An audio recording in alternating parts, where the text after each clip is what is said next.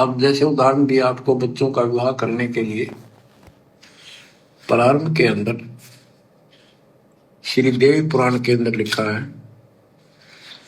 कि देवी ने अपने तीनों पुत्रों की शादी ऐसे सिंपल वे से की, वचन से। 3 पुत्री उत्पन्न की, 3 वो पुत्र पहले हो रहे थे, वो वचन से पैदा की, वो अपने संसारिक क्रिया से पैदा किए थे।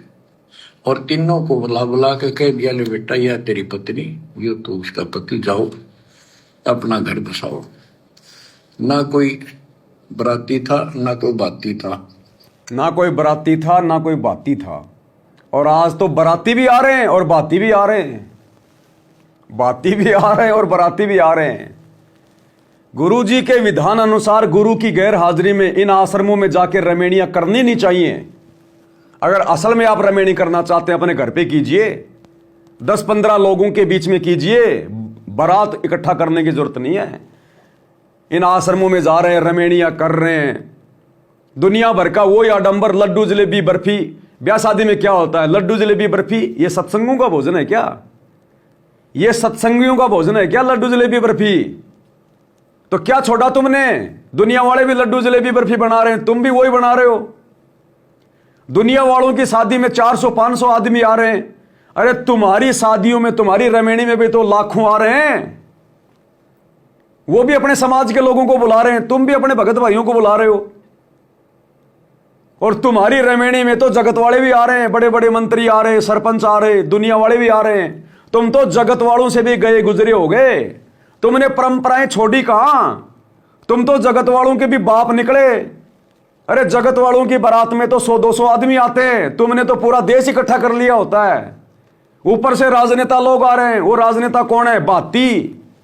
वो बाती है तुम्हारे बाती। तुम्हारे बराती तो हो गए तुम्हारे भगत भाई। जहां गुरुजी का आदेश है कि 10 से ज्यादा इंसान इकट्ठे नहीं होने चाहिए, उसको कहते हैं रमेणी, क्योंकि हमने परंपराओं को तोड़ना है। अरे समाज में परंपराएं शुरू कैसे हुई? ऐसे शुरू हुई थी ये बारात की परंपरा, धीरे धीरे आने लगे, नहीं नहीं ये हमारे समाज के, ये हमारे समाज के। और आज देख लो परंपरा, तो तुम भी तो वही शुरू कर रहे हो, नहीं नहीं हमारा भगत समाज, हमारा भगत समाज है। उन्होंने भी ऐसे शुरू किया था और तुमने भी वैसे शुरू कर दिया। तो परंपरा तुमने तोड़ी कहां? जगत में उनका समाज आ रहा है और तुम भक्तों में तुम्हारा भगत समाज आ रहा है, तो बात एक ही है। परंपरा टूटी कहां? बाराती उनके भी आ रहे हैं, बाराती तुम्हारे भी आ रहे हैं, उनके कम है तुम्हारे ज्यादा हैं। वही लड्डू जलेबी बर्फी वहां पे, वही लड्डू जलेबी बर्फी तुम्हारे। वही यार दोस्त उनके आते शादियों में, ये मेरा बेस्ट फ्रेंड है, ये फलाना है। वही राजनेता लोग, एमएलए लोग तुम्हारे इन आ रहे हैं रमेणियों में। तो बदला क्या? तुमने तो उल्टा गुरुजी का काम बिगाड़ दिया। असल में रमेणी वो है, आश्रम में नहीं। आश्रम में तो वही ड्रामेबाजी हो गई, वही पाखंड हो गया, वही बाती और बराती हो गए, वही तुम्हारा लड्डू जलेबी बर्फी का सिस्टम हो गया। असल में रमेणी वो है जो अपने घर पे करे, लड़के वाले के घर पे या लड़की वाले के घर पे, ज्यादा से ज्यादा 10 व्यक्ति लड़की वाले की तरफ से और ज्यादा से ज्यादा 10 व्यक्ति लड़के वाले की तरफ से। और कोई टेंट हाउस नहीं, कोई कम्युनिटी सेंटर नहीं, किराए की कोई चीज नहीं, और सिंपल खाना, सब्जी रोटी, दाल चावल और खीर। इनमें से चुन लो तुमने क्या बनाना है। कोई लड्डू नहीं, कोई जलेबी नहीं, कोई बर्फी नहीं, एक भी आइटम नहीं, खीर। और सबसे पहले गुरुजी को भोग लगे, उसके बाद में उन दोनों बच्चों को वहां बैठा दो और रमेणी करो सारे मिलके। हो गई रमेणी। कोई ड्रामेबाजी नहीं, 1 रुपये का खर्चा नहीं। इन आश्रमों में तो तुम रमेणी के नाम पे करोड़ों का खर्चा कर रहे हो, करोड़ों का खर्चा। अरे जगत वाले भी इस ब्याह शादी में इतना दिखावा नहीं करते, इतना डेकोरेशन नहीं करते, इतना खर्चा नहीं करते जितना तुम भगत कर रहे हो। तो परंपरा टूटी कहां? तुमने तो परंपराओं के बाप पैदा कर दिए। यही तो ड्रामेबाजी देख रहा है सतगुरु जेल में बैठ के कि इन गधों ने मेरे से 30 साल में समझा क्या? रमेणी को रामायण बना के छोड़ दिया, रामायण बना के। भाई और बहनों, परंपरा ऐसे नहीं टूटी थी। परंपरा टूटेगी साध संगत वालों से, परंपरा टूटेगी परमात्मा की जो नई सेना तैयार हो रही है आने वाले समय के लिए। ये सत्सेवक, ये है परमात्मा की नई सेना। तुम लोग रिजेक्ट हो गए, तुम्हारे रिटायरमेंट का टाइम आ गया। अब तुमने हर प्रकार से गुरु को दुखी दुखी किया है अपने कुकर्मों से। अब ये नई सेना साध संगत वाले भाई बहन, तब देखना आगे चल के तुम सतगुरु आशीर्वाद से। जिस मां बहन के कान में, गले में, नाक में अगर इतना सा भी सोना चांदी दिखाई दे गया, कोई नकली भी ज्वेलरी दिखाई दी, आश्रम में एंट्री नहीं है, बाहर जा, आवश्यकता नहीं है।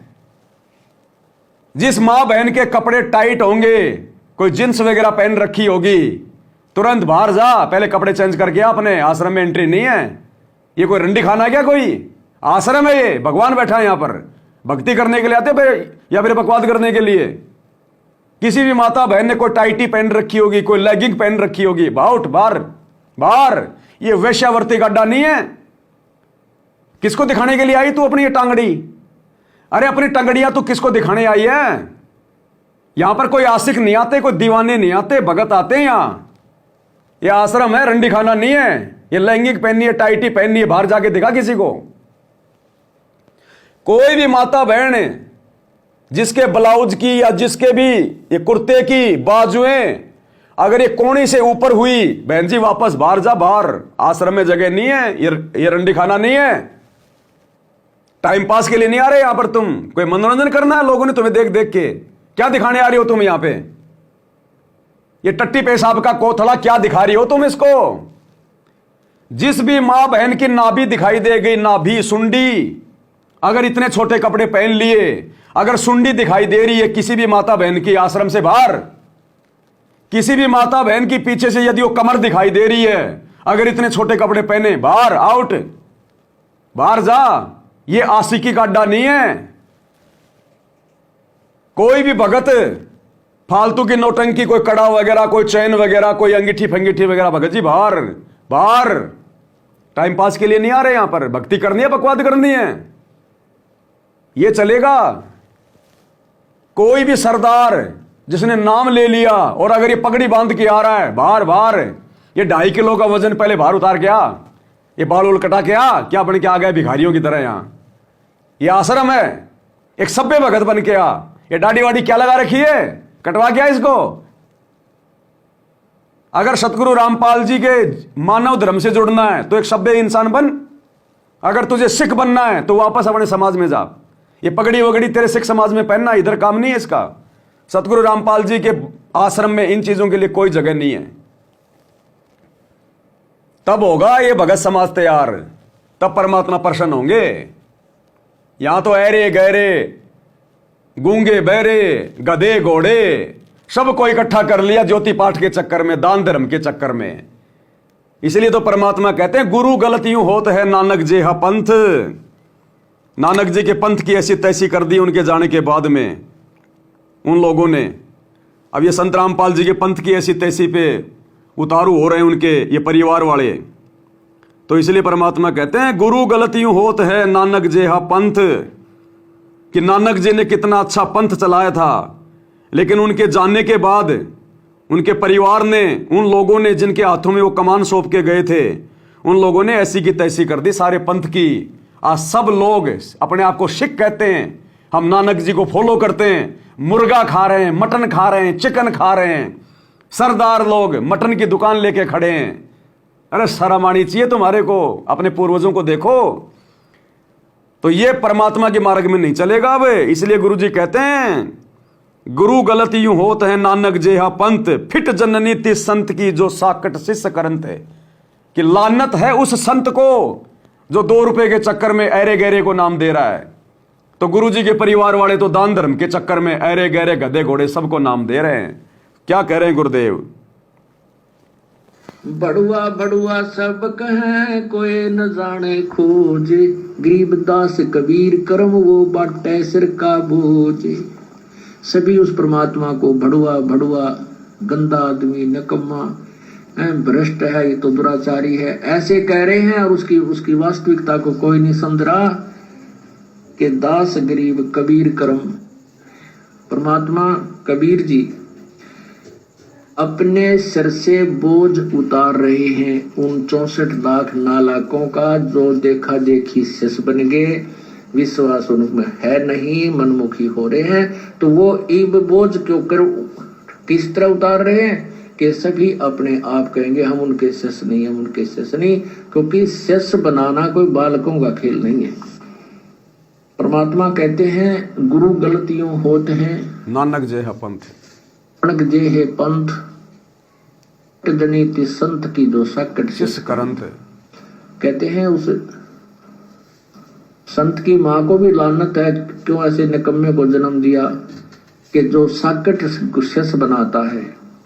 साकट का अर्थ है जो नाम लें फिर बुराई करें जा, और उसको पता हो कि ये बुराई भी करते हैं, लेकिन वो लालच में कि तेरे को पूजा मिलती है, आते रहेंगे, कुछ भी करते रहें, तो ऊपर से कुछ कहता रहे, अंदर से उनको करड़ा नहीं करे। तो क्या कहा?